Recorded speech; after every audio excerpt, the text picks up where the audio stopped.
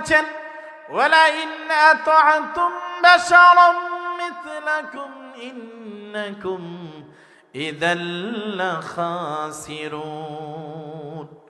আর যদি তোমরা তোমাদের মতোই একজন সাধারণ মানুষের আনুগত্য করো, ইত্তেবা করো, অনুসরণ করো, তাহলে তোমরা ক্ষতিগ্রস্ত হয়ে যাবে।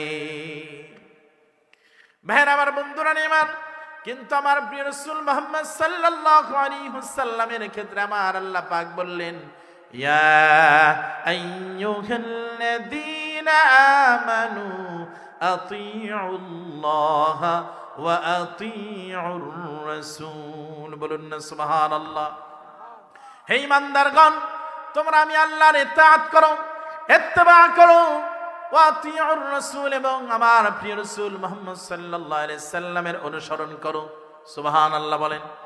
ভাইরা আমার, বন্ধুরা আমার, আল্লাহর